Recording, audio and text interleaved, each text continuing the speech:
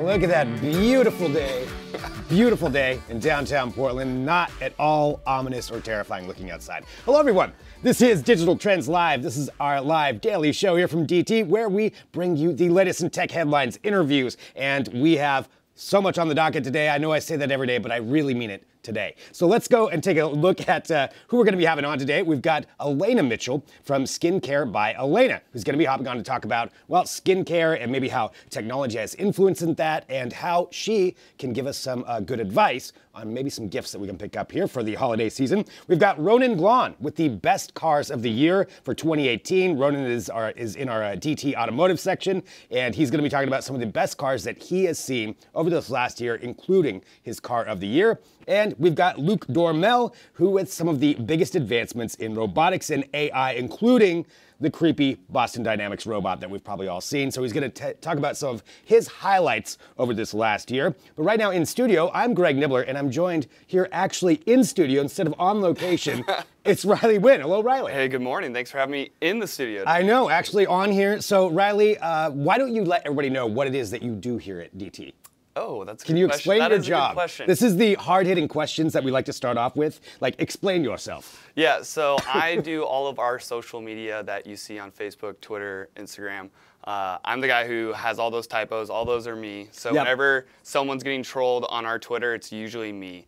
So I'm that guy. But then I also get to be the live correspondent for DT Live. Yep. And so that's always fun, get to meet new people, go interview some really great people like Dweezil Zappa. Yes, Dweezil Zappa yesterday. Which was amazing because I sent a picture to my dad afterwards because I knew he was a Frank Zappa fan. And apparently I was almost named Dweezil. Wait, you seriously almost named Dweezil? My mom stopped it from happening. Thank goodness. Thank you, Mom, if you're watching. Wow. All right. Well, see, we learned something new right there. So now I just want to call you Dweezil. Dweezil Wynn, yeah. Dweezil Wynn, right here, corresponding, taking care of our social media accounts. Well, Dweezil, Riley, thanks so much for hopping on the show with us today. And I also want to say thank you to everybody who's tuning in live, because we are live, broadcasting on Periscope, Twitch, YouTube, and Facebook. I'm seeing a lot of faces in there. Hello to Raymond. Hello to Rick. Hello to Ben. That's all on Facebook and YouTube. It looks like we've got Karan, who's tuning in from India, and several other people in there. Josip, I don't know how to pronounce some other people's names, but nonetheless, thank you for joining. We can read your comments, your questions. We really do want to talk to you. So as we go through the show, let us know what you want to bring up, and we will discuss it right here. Let's get to our first news segment that we have, and this has to do with something I've been talking about for weeks, and it's Elon Musk. I know I bring up Elon Musk a lot on this show, but this in particular, today is the day where Elon is supposed to be debuting the boring tunnel. Finally. We've been hearing about it forever. It's finally here. And this is supposed to be an actual test section of the boring tunnel that's going to be available for chosen people. Now, it was going to be available to the public to go there, and that has since changed to now invite only. And it's the boring tunnel, so it's this section in LA. They said it could be up to about a 2-mile section, according to theboringcompany.com, and according to what they've put up. They've said that it's going to run under the SpaceX property, so it starts at SpaceX headquarters. Makes sense, makes sense. It does make sense. They've constructed a tower there, a Monty Python tower, to go with it, which is an interesting choice. Very interesting. So on pace with Elon Musk, though. It is. Like, he just does the craziest things, and you don't expect it, and then he does it. Yeah, and supposedly he even hired somebody to dress up in a night costume and yell out in a French accent, a la Monty Python. So that's what's going on, apparently, at this thing. So we don't have a whole bunch of images or anything that's come out yet. We'll probably get those throughout the day. Follow Digital Trends to check that out. I mean, I'm excited about if this actually works. It's pretty cool. Yes, I think it's groundbreaking for the future of transportation, especially, I think it's really great that they're starting in California where traffic is such a problem. Traffic sucks. It's unbearable. It's unbearable, and I can't even imagine how bad it is on a daily basis. Yeah, I mean, and in theory, you know, if this does actually work, yeah, it could be a solution, although it's pretty bold, you know, like a lot of what Elon says. One of the other things they have there on the website talking about this is they want to show the idea that eventually every office building could potentially put in a pipeline to the tunnel. Yeah. And I think that's going pretty far. Yeah. But, you know, at the same time, somebody's got to think outside the box. You're going to get a lot of developers that are going to like have backlash with that. They're not going to want to pay for that. No, nobody's going to want to dig a tunnel to connect to Elon's tunnel. And then in California, the earthquakes, you got to make sure they're earthquake proof. There's a lot that goes on there. Yeah, there's a lot going on. But you know, it's pretty cool. And the other part that supposedly is going to be debuted is some of his autonomous pods that you would just hop in, and then that'll take you over to the shaft down to the tunnel. That sounds amazing. Yeah. I mean, so we'll see if we get to see more of that today. That's again down there in California right now in LA. There's a little bit of a debut, or not debut, but a little bit of demonstration of what it could look like to connect to that, and then it's how you just hop in that tube and then you fly along to your destination underneath all of the traffic available. Question. So if we think it's going to look like this. Yes. Okay. Do you like that it's all glass and you can see the tunnel around you? I don't think I'd like that. Would that make you nervous? That would make me pretty nervous. Would you be worried that, you know, you're looking for like tiles falling off and stuff like that? Yeah, looking for stuff breaking down. It's gonna crash. Yeah, so you'd rather just live in like a closed off, like what I can't see isn't gonna affect me kind of thing. Yeah, like the subway in like other big cities, you know, the windows are pretty small. It's like, I don't need to see the roof. I think that's the big thing, is like I don't need to see the roof of that tunnel. Yeah. Because I'm just thinking about everything that's on top of that. Have you ever gone in any like underwater tunnels, like tunnels under rivers? And then just not in rivers. I've done like cave diving in the ocean, but okay. Wait, you can do that, but you're afraid? I don't know. It's just a cave and then the ocean, and then you have buildings on top of you. Yeah. And then it just freaks me. It just freaks me. All right, we may have to figure out some way to test this fear. I'm going to have to come up with something. So let us know. Let us know in the chat. How can we test Riley's fears? All right. Let's do a little bit of Read 'em and Weep. And now, since you do handle a lot of the social media, I am curious to see your response to some of these that come through. So this is across all of our different social media platforms. And again, just to reiterate, we're live and we do read the comments. We're not a company who's just going to ignore them and pretend like you didn't write what you put up there. We do read it. And so let's give it right now. So we've got... I'm going to attempt to pronounce, I probably shouldn't, Moises Brasil Ferreira. Sure. Regarding Samsung Galaxy X or 10, whatever they're going to call it, everything we know so far about this foldable phone. My foldable wallet says no.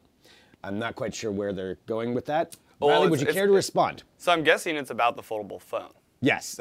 And the fact that the foldable phone, a couple weeks ago, they were saying it was going to be $2,500, and I think this last week they said $1,800. Yeah, that's kind of... So it's an insane price. Like, I already think it's insane to pay $1,000 for an iPhone. Yeah. What kind of phone do you use? I have an iPhone. Okay. So but it's $1,000 for a phone. I'm an idiot. So you're calling yourself. Okay, fair enough. Just want to get a base level here where we're going. But I've got the 8, and it's a little bit cheaper than the X and the XS. That's true. And so it just keeps going up and up, and I don't. Yeah, $1,800 is a ridiculous amount for a phone.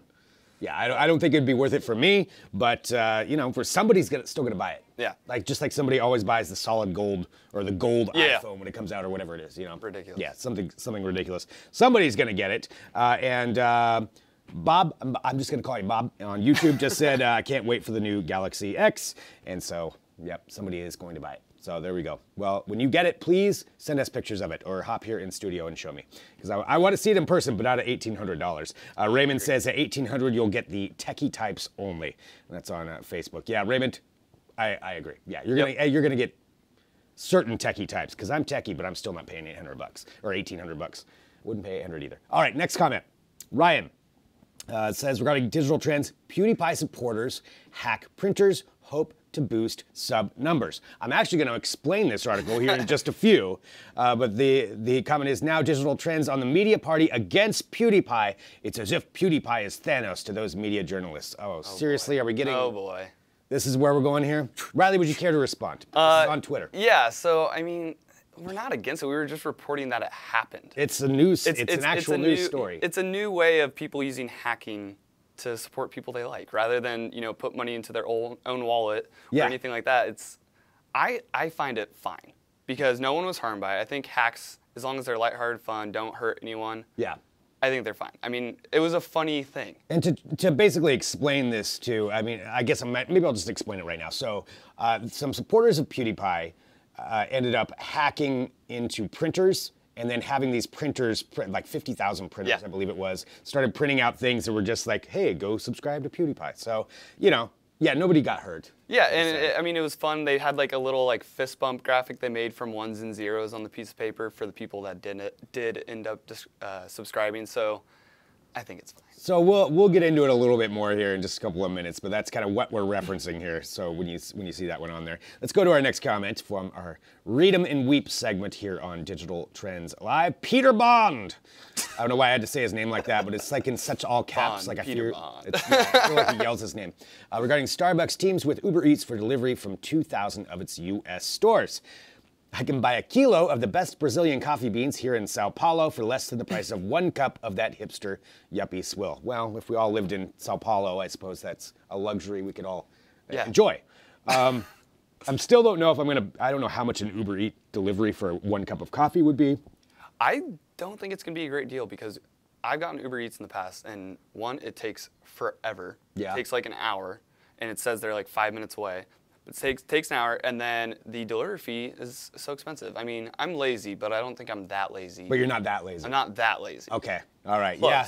Close. Yeah, I don't think I would go for this either. I'm not a big Uber Eats fan, but just because I worry because somebody else is touching my food. I don't know why. Is that weird? I probably shouldn't have said that on the air.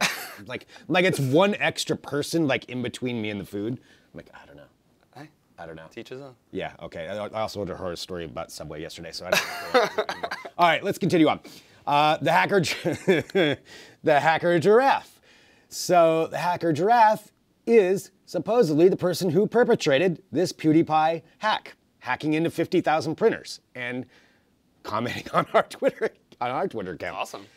That's the thing. I didn't do it just for PewDiePie. It's supposed to be a harmless joke and give people a chuckle, not cause a media outbreak. I love how this is like a media out. Yeah.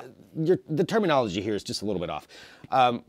You hacked into 50,000 printers. I think it's probably worth that somebody talks about that. Someone's got to cover it. I mean, seriously. Someone's got to say that. Yeah. But I think it's really interesting that the hacker giraffe is commenting on our page. And they're acknowledging that, yep, I did it. Yep, that was me. Isn't there some kind of trouble the hacker giraffe could get into? Yeah, not that I'm advocating that, I'm just saying. Yeah, I mean, probably they're usually anonymous or go under an alias when people do hacks, and so I don't know how secure its Twitter is, but I feel like people could get into that. Somebody could get into that. Well, hacker giraffe, thank you for commenting on our page, and if we can figure out some way to like mask your voice, you should come here on the show, and we will have you anonymously on to discuss the hacking. Yeah, and Hacker Giraffe, if you want to hack a bunch of printers for followers for me on Twitter, I totally welcome it. Ali is desperately trying to be on his road to verification. Hashtag no shame, Greg. Yes, zero shame. That's what you should be doing on there. I'm not going to attempt to say that name. Regarding Alienware M15 gaming laptop review, plays Fortnite on an Alienware. Ha! Kick yourself out. Wow. Yeah. That is a bit of a harsh jab there. I'm not sure who did that review, whether that was I believe that one was Luke. Luke? Okay. Luke, yeah, well, Luke just got schooled. So we will make sure that he gets that message, and we'll go from there. So that was on YouTube. Any more Read 'em and Weep segments just to check with our crew in the back? I'm not sure if we have one. Oh, we do. We got William Law regarding Eloan is a cyborg plant that can move toward the light. Yeah, but what gender? Okay. Yeah, but what gender does it identify as? That was the question there. I do know what this is referencing, and we actually have a little bit to talk about with that. You know what? I'm going to save it. So we'll explain that story here in just a few, because there's something else I want to make sure that we have time to get to. And so we're going to come back. William Law. That is an excellent comment. Well, no, it's not a good comment. Actually, it's a terrible comment. But the story is good. So let's go on to that here. Let's talk about this YouTube story here. Let's talk about. Excuse me. Let me get it pulled up. Let me regroup. See, this is what happens, Riley, when you're live sometimes. Yep. You know, I'm like, I changed it up right now, and then I changed it up in my head. Yeah. You got to roll with the punches. Let's talk about Porch Pirates. So. That is an issue right now for all of us as we're ordering everything on Amazon and we're getting ready, and I just ordered some of my Christmas presents today. So, you know, we're all expecting all of these deliveries to show up, and then you have the porch pirates that are stealing things off of your porch. Well, a former NASA engineer by the name of Mark Rober has come up with an amazing way to handle this. It's pretty awesome. It's pretty awesome. So Mark Rober, you can follow him on YouTube, and I highly suggest going there to watch his entire video. And we've got a couple of clips from it. So what he did is he outfitted an Apple HomePod box. Now there's not an actual HomePod in there, but what he did is with this box, he rigged up a device that turned it into a glitter bomb. And a glitter bomb meaning it sprays glitter everywhere for the person who steals this and opens up the box. It's pretty amazing. It's really awesome. The videos of it are just insane, especially with his super slow-mo cam. Yeah, so some of the videos that we're showing right now are demonstrations of thieves taking this. So he set it up with 4 different cameras, and that are all streaming to the cloud, so you can get the footage no matter what, and no matter what angle they have this thing at, you can see the footage. Getting out of his car. And so this guy this is the thief right here. He just lifted up the box, and as soon as it lifts up, it spins this, and then also, and this is according to Mark Rober's account, it has fart spray. So it sprays basically a stink bomb into the car, and then you get the footage of these people throwing it out, and since it's being uploaded to the cloud, he can track it, pick it back up, and do it again. Which is amazing. It is. What I want to know, though, what color is the glitter? Because if he's got fart spray, the glitter should be brown. I mean, come on. Oh, no, the glitter's got to be all different colors, so that way, no matter what, it shows up. That's true. That's true. I mean, because you want this to last forever, because all these thieves, like, we all know you're never going to get glitter out. Glitter does not come off. No. Over Thanksgiving break, my nephew got into my niece's makeup, and she had a bunch of glitter, and the entire Thanksgiving trip covered in glitter. Took 4 baths, couldn't get off them. It doesn't matter. Yeah, nope. Glitter is part of his life now for the rest of his life. Yeah, that's just it. Taking a look here in the chat, Edward just said he needs to be selling these. I know. I don't know what the rules would be on selling, but nonetheless, I totally think I would absolutely buy one just to get the footage and just to see what happens. And you can watch his entire video at Mark Rober on YouTube. So check that out. It is well worth checking out. Mark Rober, genius. Maybe we need to get Mark on the show too. That would be amazing. That would be great. Riley, you should tweet to him. I'll do it. Okay, we've got that. All right, let's get to one more story here, and then we're going to take a break, and then Elena Mitchell is going to be joining us here very shortly to talk about skincare by Elena, and we've got some great subjects to bring up with her. Before we do that, to reference back to the plant topic that I brought up, and it has to do with this. It's an MIT designer by the name of Harpreet Serene, who's come up with a really scary but kind of neat plant-robot hybrid. And what he's done is, this is a plant, and Elawan was the name of the plant. I'm probably not pronouncing it right. But nonetheless, the plant is, the way it works is what they did is they hooked up electrodes to this plant. Yep. Now when plants notice different things, sunlight or water or anything like that, they send electrical signals through the body of the plant, if you will. Now, he set up these electrodes in the bottom to register when the plant would register sun. See, I don't work for MIT. This is why I'm trying to explain it myself. But essentially, you can tell which side the light is on based on that, based on the electrical impulses coming from the plant. So these electrodes would register that, and the way it works is, if a light shines on one side, he hooked up this plant box to a little cart. And when it feels the light on one side, it'll roll itself to the light. It's pretty crazy. It is a plant robot, a cyborg plant. Yeah, can you imagine just all these little planters just crawling around off the side of the road, just following the sun as it goes through? I think that'd be kind of funny looking. No, creepy. I mean, I think it'd be funny. Little Shop of Horrors is one of my worst nightmares for a show, and this is just too close to it. So this, you can see kind of the demonstration here. It is pretty genius. It is a very good idea. And he's kind of picturing, a world where you'd have all kinds of these set up, and he's talking about how you could generate power from them as they move around, generate electricity for us to use, and all of that is great. And I do think it's a really interesting idea. It's just creepy seeing a plant roll around by itself. Yeah, for sure. Although at the same time, I kill plants constantly at my house, so maybe this would be a good idea for me. Might be good for your house. Might be good for that.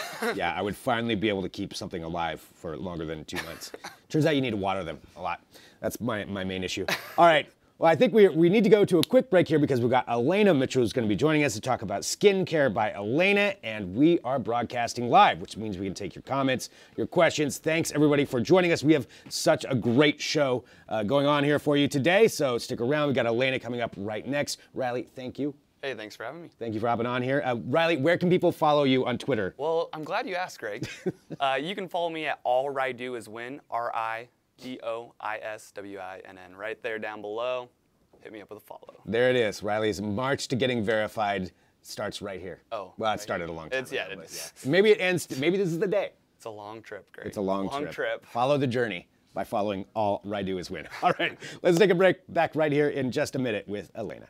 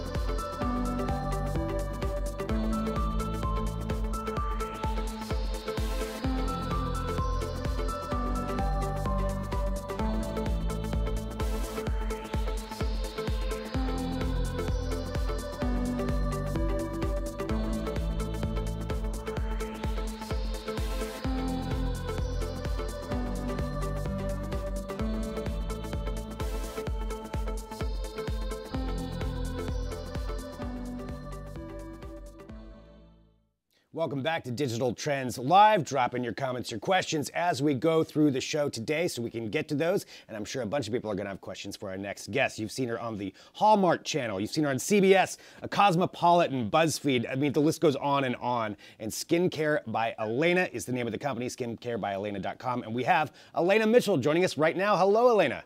Hi. Hi. Thanks so much for hopping on the show today. Thank you so much for having me. I'm so excited. This is one of my favorite topics. Yay. Well, we've got a bunch of stuff to get to, but what I wanted to do maybe just right off the bat is just explain for everybody in case they don't know, what is Skincare by Elena and what do you do at your site? Absolutely. So Skincare by Elena is my retail store where you can purchase different brands. I have retail over 300 brands actually. Wow. And then I also became a manufacturer myself about 2 years ago, and I have my own brand of skincare. That is really impressive, making your own skincare products. Yes, and I came out with the device just a few months ago, so it kind of segues into this topic perfectly. Perfect. Well, let's talk about the device that you came out with. Thank you. Yes, it's the Elena Mitchell Eye Wake Up device, and it is great for the eyes. It's great for the lips, and it combines two technologies, which it combines a massage technology or vibration, and then cryotherapy and thermotherapy, which is basically a hot or cold light that emits to the skin. So, so what does the product look like? Do you happen to have the product there? Let's see. My husband's going to go see. Okay, we'll see if we have it. But no, talking about this, so this sounds like it's something that would kind of cover a lot of bases, because one of the things we bring up here on the show is, especially with the holiday season, like gifts that we can get for people, and this sounds like it combines a little bit of everything. Yes, devices are super popular. You said it. It's a holiday season. I always see a huge increase in devices this time of year. Yeah, this device, I took a long time kind of researching it and figuring out what was going to be the best. I'm all about giving people the biggest bang for their buck. So multitasking products. So when you combine technologies like the massage or vibration and the cryotherapy and the thermotherapy together, you're going to get the best results. And it's under, a very affordable price. So here's the box that it comes in. So we're taking a look right now. So this is the box. And again, what is the name of this product? It's the Miss W eye and lip wake up device. Okay. And so what is the end result? Does this do for someone? That's a great question. So the end result is if you have puffy eyes, which I'm a working mom, so I always have puffy eyes. I used it this morning because my boys have the flu. So I was up a lot last night. Fun. And so you put it under your eyes, you apply an eye cream, and it really helps with the puffiness, the dark circles, product penetration. So you'll see fine lines smooth out. And then around the eyes, or excuse me, the lips here, underneath your eyes here, your nasolabial folds, above your lips, that will help to plump and hydrate, and you get instant results. And that's what I think most people are looking for. They don't want to see it in a month, they want to see it right away. Absolutely. I mean, yeah, I think, yeah, you want to know right away what you've just invested in is going to be paying off. And so where can people pick this product up? They can go to my website, skincarebyelena.com. And my name, Elena, is spelled A-L-A-N-A. So I know that sometimes throws people off. And I have it there. Fantastic. Well, that's a great idea for a holiday gift that somebody could pick up right now. Let's walk through some of the other things you wanted to bring up here. Yes. So devices. There are a ton of devices out there. And one of my favorites is by Tria. It's a laser at-home laser device. And it's actually FDA approved for laser hair removal. They really, I believe, started the trend of technology in the beauty world. And gosh, that was several years ago. So I've been retailing their products for at least the last 6 or 7. And that company is booming. They've grown tremendously. They were actually starting work in the 90s. So this is an over-the-counter laser hair removal device?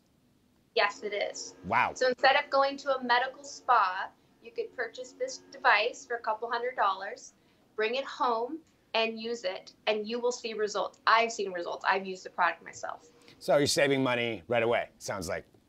Yes. It's not quite as quick, I would say, as a med spa laser, but you still get results pretty quickly, like 4 to 6 weeks. Okay. So, and that's a $200 gift is what we're saying, like a 200 or under that you can pick that one up. A little more than that. A little more than that. Sorry, my bad. But I don't know what the price is. Yeah, you know, like under 500. Under 500. I think you were saying that 200 was for like a spa treatment. Yeah, what spa treatment would be like $200 one time going in. Gotcha. So you figure that. Couple of times you paid for it right there. Exactly. Okay. Let's continue on and talk about some of the other devices. I think it's interesting seeing how technology is influencing skincare, and you know that they don't have to be at the opposite ends, because I guess usually you think of skincare as lotion and again, right. I'm kind of a novice on this, so I'm asking for your help. So I need help on this. This is why we go to the website for you. But yeah, it's interesting seeing this combination of technology and skincare products. It is, yeah. Another one I thought you guys would be really interested in because it combines your iPhone, and it's Neutrogena. They just launched this year, actually, and it's called the Skin 360 and Skin Scanner with Fit Skin. Okay, it's called Skin 360. Yeah, it's an attachment to your iPhone. So you attach it to your iPhone and scan it, your skin, and it will upload and will read and tell you what's going on with your skin. Wow, that is wild. And that's only about $50. So that's really inexpensive. And you've tried it out and it's accurate and... Yeah, I'm going to try it out. I actually, upon doing this, I kind of researched and found more things. Since this actually launched just this year, it's kind of newer to market. So yeah, I have it in the mail. Great. Well, and that's a really interesting use of technology, because I think the more we start seeing phones being able to scan and get the high-res images and to be able to go through that the more we're going to find out, and the more this is going to combine, with this kind of an industry, just with all kinds of industries. Mm-hmm. Let's walk on to another product. Let's talk about something else. Absolutely. So the Trio was one of my favorite, like I mentioned. Some other great products out there, like, for example, high frequency, radio frequency. These are just different technologies that devices have. Let's see what else. Oh, the Clarisonic. Clarisonic, you guys probably might be familiar with that. It's owned by L'Oreal now, but when they started, it actually started from the toothbrush, the Sonic Care toothbrush. Okay. So you remember when that came out probably about 10, 15 years ago? So that inspired them to make the Clarisonic facial brush. So it cleans your face. Wait, so it's like because I believe mine is a Sonic Care at home. I think it's that brand.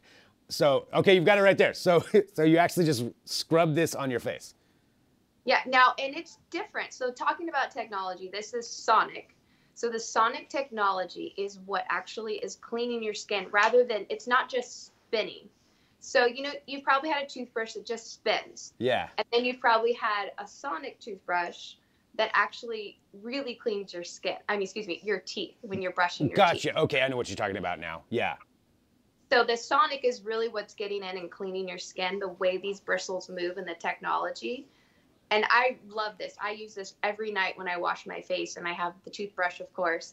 So the sonic technology is what's cleaning your skin versus like a spin or electric brush. And there's a lot of those on the market. They're not bad. They just don't quite clean your skin like the sonic one does.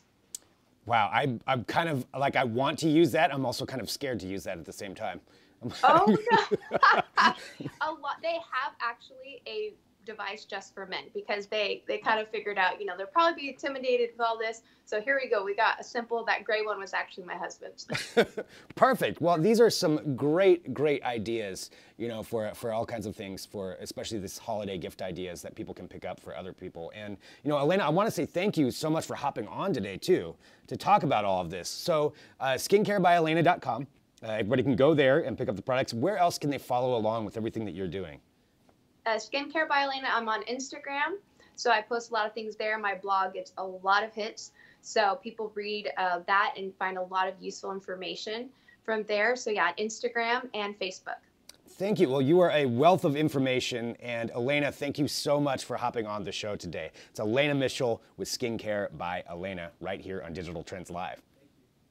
All right, now we are going to head on over to a different subject here. I do want to remind everybody, since we are broadcasting live, we can take your comments and questions. I see I may have missed some comments, so I will go back through and make sure that we hit all of those. Coming up later on in the show, we're going to be joined by Luke Dormel to talk about some of the advancements in robotics and AI over the last year, and it's pretty impressive what has happened. There's a lot that's gone on with it, and we're going to be kind of walking through some of the big stories in that. And I know we're going to be talking about the Boston Dynamics robot and a few other ones. So let us know what you think is the most exciting advancement over the last year, and I'll bring them up with Luke because he knows everything about that.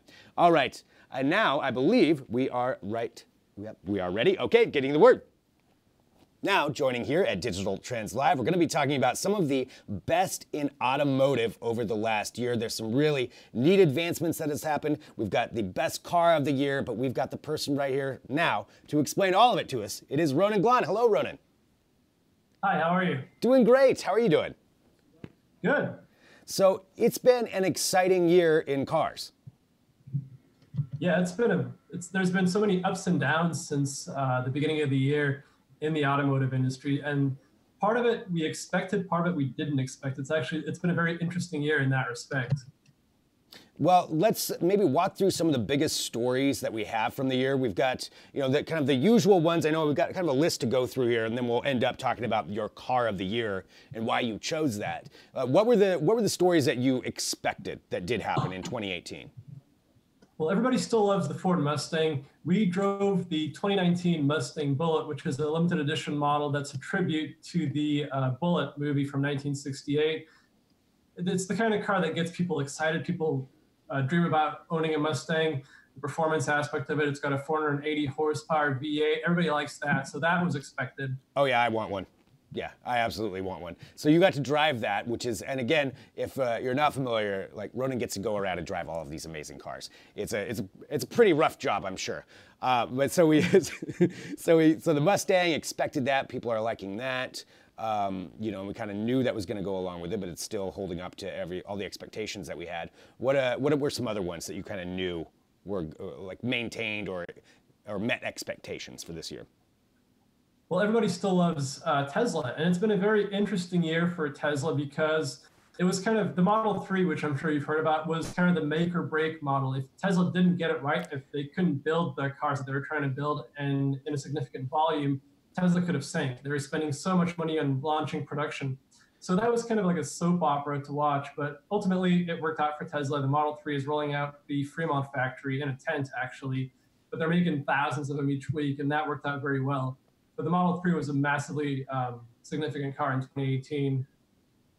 And that's, and you're right, because I know following along with Tesla, there were some issues with production, but it sounds like they are ramping up production so that we're going to be getting the Model 3s out in time. Yeah. So the Model 3, and it's reaching buyers in America. It's going to reach Europe, I think, in 2019. And now that Tesla has basically figured out how to make the Model 3 reliably, and they've put kind of the quality issues behind them, they're actually looking at new models. So you've got a pickup truck coming out in maybe 2019 is when we're going to see the first concept, and a crossover based on the Model 3 called Model Y. So it's going to be to the Model 3 what the Model X is to the Model S. So just kind of a smaller crossover. So 2019 is going to be very interesting for Tesla as well. Nice. We'll see where they end up with it. And one of the other ones too that I know remained popular, the BMW 8 Series.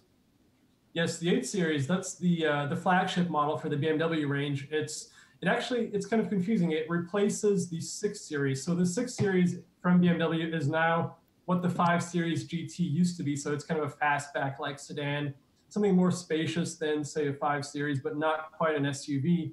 And now the new flagship is the 8 Series, which is available as a coupe, as a convertible, and it's going to be a sedan in 2019. And again, unsurprisingly, everybody loves BMWs. People like to hear about how fast they go, how well they handle, how luxurious they are, and now how high tech they are, because there's so many tech features in those cars.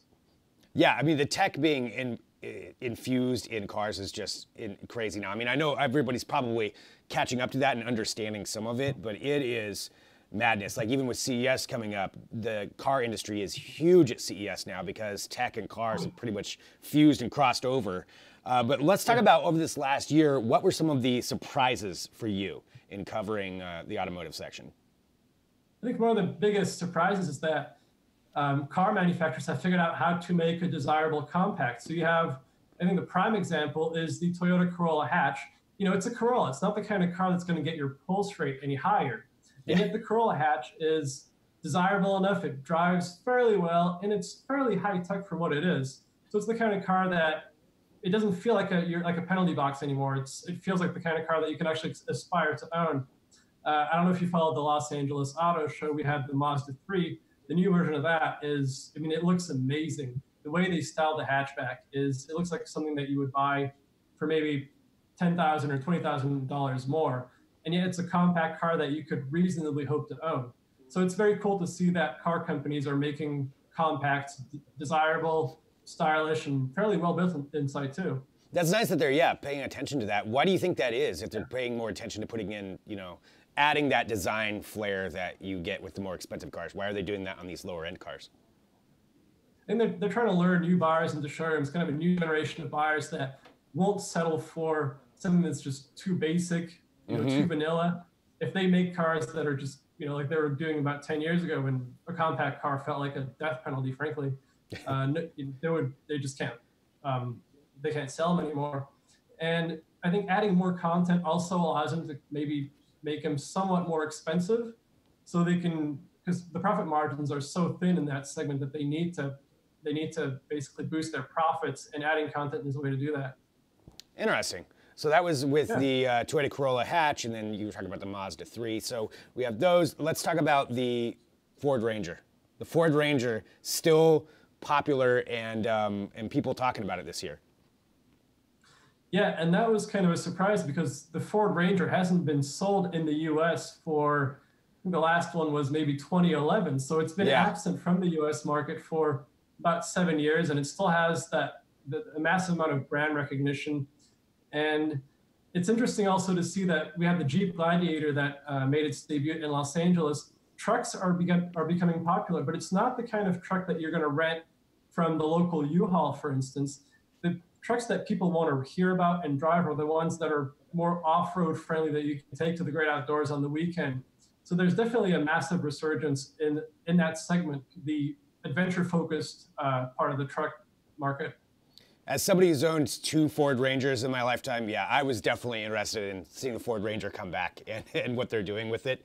just because I've had good experiences with it. I mean, and maybe it is just that familiarity that I think a lot of people have with the name, and you know, probably everybody's had some kind of experience or known somebody who had one, so you're very familiar with it. So it's interesting to see where they're taking that right now. Any other ones that were surprises over this last year? In terms of the trucks, or just in general? Just in general. Well, it's interesting to see that the Mazda Vision Coupe, which is a kind of an obscure concept car that was introduced at the Tokyo Auto Show in 2017, people still talk about that in 2018, even though it's, you know, it's a year old. It's not the newest concept on the block anymore. People still like that car, and it's very stylish. It takes Mazda in kind of a different direction, kind of a more luxurious direction. And I don't think it's going to get built. I don't mean to bring bad news, but I don't think it's going to reach production. Not anytime soon, anyways. It's just one of those flashy things that they put out at a trade show, and then, boom, it's gone. Yeah. Wow. But maybe the reaction that it's generated, maybe they should consider building it, considering that people are still very interested in that concept. So maybe we'll actually see it. That's the Mazda Vision Coupe. Well, let's get on to your car of the year. And I know this is, you know, across digital trends. You can go digitaltrends.com and take a look at our best of 2018. And every department kind of had to spend some time and really think about what they thought the best product was. And you have your best. I want you to introduce it and maybe walk through why you picked this as the best car of 2018. The best car of 2018, in my opinion, is the Jaguar I-Pace, which is the electric SUV that was released last summer. So why did you pick this as the best? I think there's different factors. It's electric, and it's a very good electric car. It's quick. It handles very well in spite of its weight. I actually drove it on a track in Portugal, of all which, you know, no I-Pace is ever going to go on a track, but it's good to know that it can go on the track. It's fairly well built inside. The interior feels like a proper luxury car. It's not cheap. It's about $70,000, but it definitely feels the part. You get what you're paying for. And also, it's the design of it, the way it looks, the fact that Jaguar basically said no to tradition, because historically, Jaguars have always had kind of the very long hood for a straight six or a V12 engine. And when designing the I-Pace, Jaguar could have gone in a very conservative direction and just made it, you know, electric X-Ray, for instance. Instead, we get the I-Pace, which looks like a UFO, frankly. But that's kind of a good thing, because it stands out when you see it on the road. I like that. So you like that they went away from that kind of standard design? Yeah, especially for an electric car. It kind of announces that it's not your average crossover. It's not your average SUV. And actually, the I-Pace is kind of hard to define, because it's maybe part hatchback, part SUV, part sedan. And that's made possible also by the electric drivetrain, because an electric motor is so much more compact than, say, a straight six engine or even a turbocharged four-cylinder engine, that you can package the entire body differently. So I really like that Jaguar went the extra mile to make something that looks different, that drives different, that feels different. And it's a very complete package. It's a very well-designed car. That's a very good reason to choose it. I mean, so it's the Jaguar I-Pace. That was your 2018 car of the year that you picked. Yeah.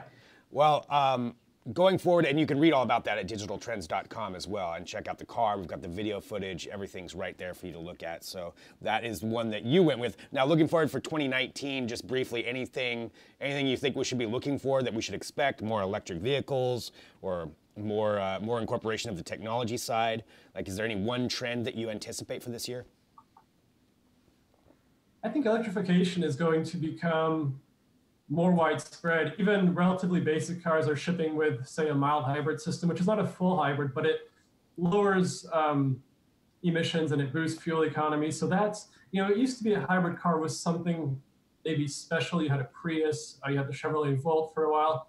I think in 2019, a hybrid car is going to become just a standard car. I mean, the automakers are moving towards that, in that direction more and more. And one company I would definitely look for is Rivian.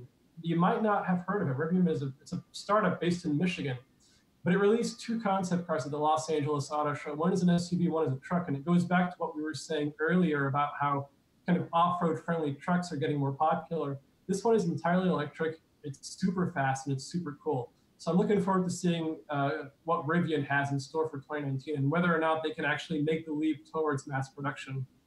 It's kind of combining everything that you brought up throughout this entire segment, really, all into one company. Well, Ronan, thank you so much for hopping on today to walk through this. Everybody can follow your articles and everything you're doing under the automotive section at Digital Trends. And what's your Twitter handle?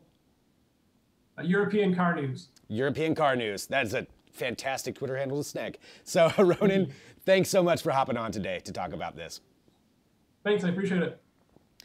All right, and continuing on with Digital Trends Live, we are going to be joined by Luke Dormel here in just a couple of minutes to talk about robotics and AI, the last year in that. In 2018, we saw a lot of advancements, some interesting things. He's going to go over a couple of them. He's got a great article that went up at Digital Trends, so we'll come back and talk about that. Again, broadcasting live so we can take your comments. Whoever is dropping them in, I see Keelan is commenting about something, probably making fun of me, so I'm not going to comment on that one. But we have all kinds of comments coming through here. Digitaltrends.com, broadcasting live. Take a look. Drop in your comments and your questions on Facebook, Periscope, Twitch, and YouTube, and we will absolutely read them. So let's take a quick break. We'll be right back here with Luke on Digital Trends Live.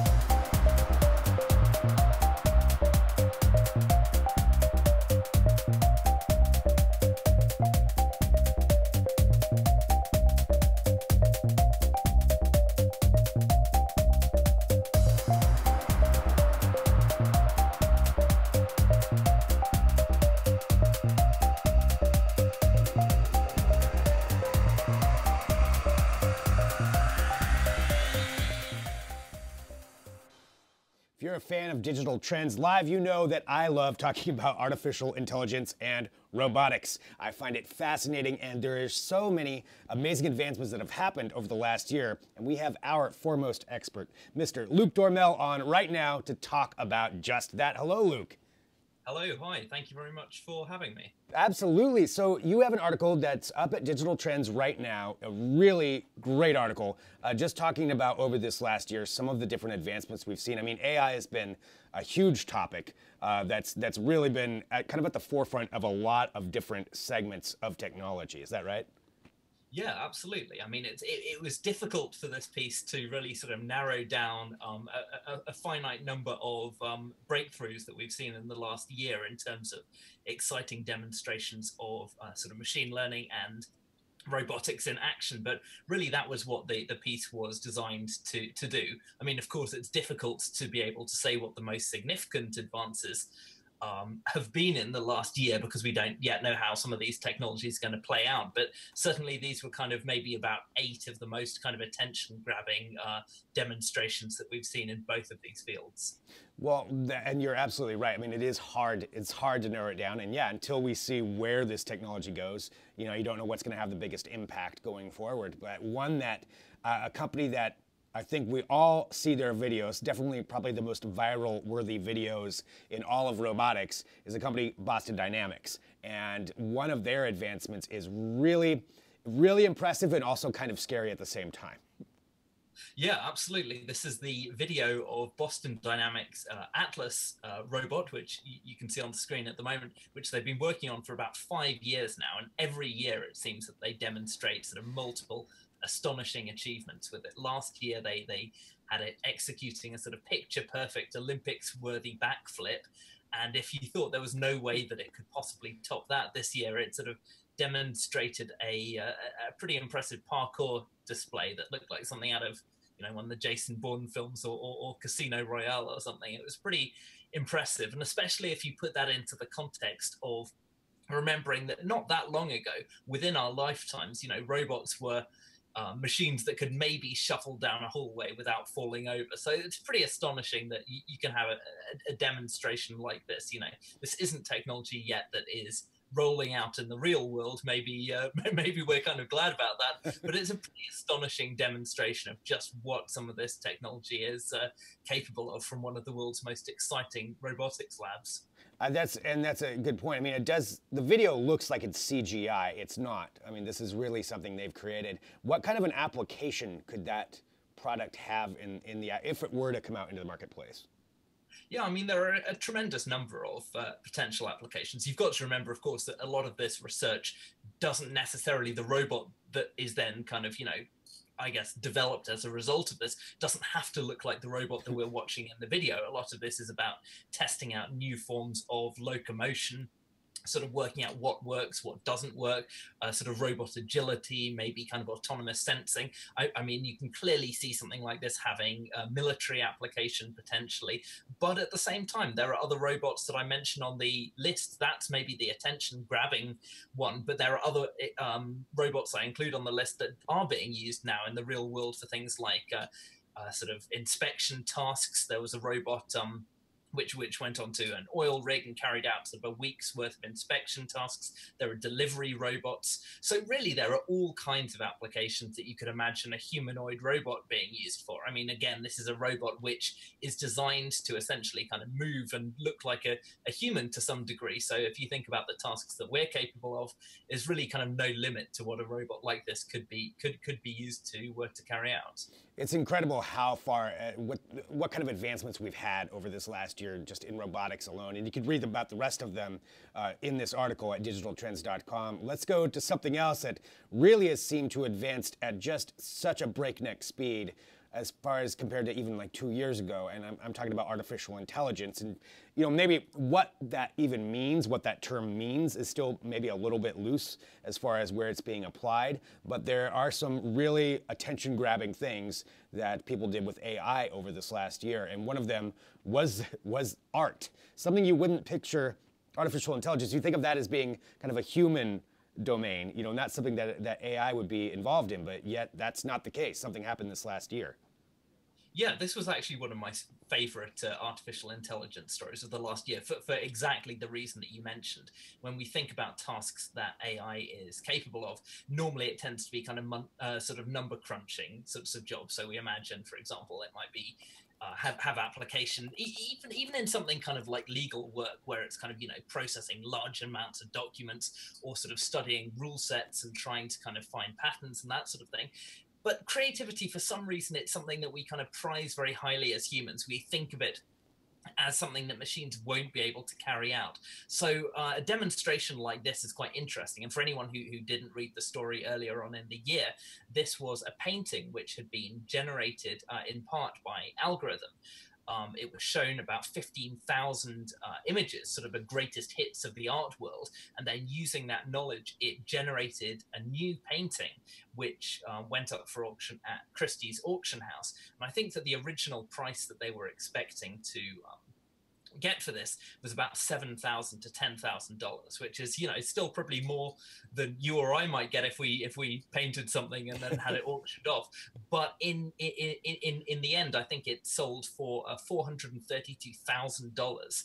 So it's kind of this crazy landmark, because I mean, to a degree, it shows that maybe even if we are concerned about the idea of machine creativity or machines kind of carrying out tasks that we might consider creative, there is clearly an audience for it. So I think in the next year, even based purely maybe on sort of financial motives, you're going to see more and more people thinking, oh, actually, this is quite interesting. We can get machines to generate art, and there may well be an audience for it. So I think it was an interesting story for a number of different reasons. I mean, not to brag, I did win a coloring contest once when I was 8, so I feel like I could probably get in that price range. But this is, seriously though, it is really amazing what it did. I mean, it's still one of those things where it's a little bit disturbing, like how it decided to create, or what it decided to create with it. But at the same time, seeing this kind of advancement in it is, it's incredible, you know, and it's something that's going to be like you were even explained. Like creativity seems to be something we've always thought of as a human side, and now we're seeing what AI can be used for with this. Let's go on to this last one too, because I know everybody can go to digitaltrends.com and read all about these different advancements. But this last one was one that was really pretty shocking, in that I don't think anybody knew how far along we were with this kind of AI, and I'm talking about Google Duplex. Absolutely. I mean, this is probably the most famous, I would say.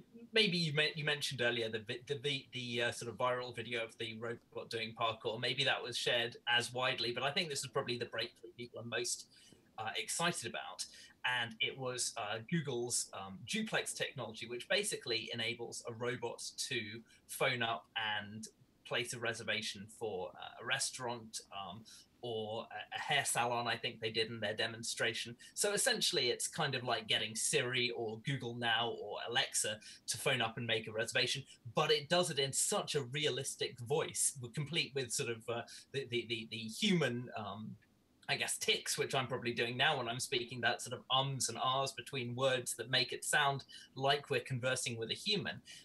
With the idea that even the person on the other end who's maybe taking this reservation doesn't realize that they're speaking with a machine.